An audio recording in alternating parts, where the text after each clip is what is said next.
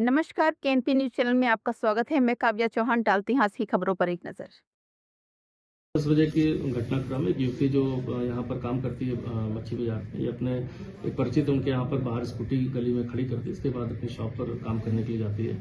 उसी दौरान वहाँ एक युवक जिसका नाम बाद में आकाश पता चला, जो बंधुगंज का ही निवासी है। युवती की चापर से वार कर हत्या। घर के बाहर ही बाइक सवार युवक ने वारदात को दिया अंजाम। देहरादून मच्छी बाजार में आज सोमवार सुबह एक युवती की बेरहमी से हत्या कर दी गई। देहरादून मच्छी बाजार में एक युवती की चापर से वार कर हत्या कर दी गई। घर के बाहर ही बाइक सवार युवक ने वारदात को अंजाम दिया। युवती 23 वर्ष की थी, जिसका नाम गुन्नू था। वह घर के बाहर से जा रही थी। इसी दौरान बाइक पर आया एक युवक उससे बात करने लगा। इसी बातचीत के दौरान उसने चापर निकालकर गले पर वार कर दिया। गुन्नू की मौके पर ही मौत हो गई। बाजार के पास गली में युवक आकाश कुमार द्वारा युवती की धारदार हथियार से हमला कर गंभीर रूप से घायल किया गया। युवती को उपचार के लिए तत्काल दून चिकित्सालय ले जाया गया, जहां चिकित्सकों द्वारा युवती को मृत घोषित कर दिया गया। 10 बजे की घटनाक्रम एक युवती जो यहाँ पर काम करती है मच्छी बाजार में, ये अपने एक परिचित उनके यहाँ पर बाहर स्कूटी गली में खड़ी करती है। इसके बाद अपनी शॉप पर काम करने के लिए जाती है।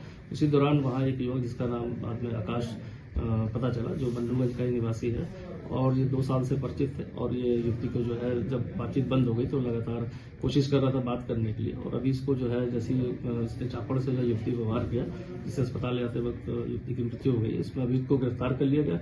इससे समस्त थाने में पूछताछ की जा रही है कि पीछे पूरा प्रकरण क्या था, इस तरह का जघन्य कांड करने के पीछे क्या मंशा रही है, इस सभी चीज के लिए हमारी टीम पूछताछ कर रही है। इसमें एक चीज निकल के आई थी कि लड़का काफी पहले से परेशान कर रहा था और इसकी शिकायत भी गई थी शायद चौकी थाने में, तो उस पर क्या कोई कार्रवाई हो पाई? देखिए, इसमें स्पष्ट करना चाहूंगा कि इसमें 31 तारीख को लड़की द्वारा जो शिकायत दी गई थी कि उनको ऐसा पता चला कि ये कि हम मेरी से दोस्ती, जिसमें मेंशन किया था दोस्ती, और मैं इससे बात नहीं कर रही हूँ काफी महीनों से। ये मुझसे बात करना चाहता है, कहीं मेरे पर कोई हमला करके, ऐसा कोई मुझे सुनने में आया कि मेरे पर कोई हमला कर सकता है। इस सूचना के आधार पर पहले उस लड़के को नंबर पर मिलाया गया, उसका फोन लगातार बंद था। इसके बाद चीता पुलिस कम से कम 2 से 3 बार उसके घर पर जो बंधुगंज वहां पहुंची, जहां उसकी पत्नी द्वारा बताया गया कि वो 3 दिन से यहाँ घर नहीं आया और फोन बंद करके कहीं गायब है।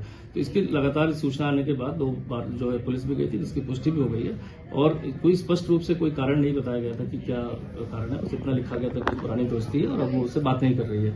इसी संबंध में जो है घर पे भी गई पुलिस, और लेकिन चूंकि जो अभियुक्त है वो लगातार घर से फरार था और आज इसने जो है ये घटनाक्रम अचानक से आकर कर दिया।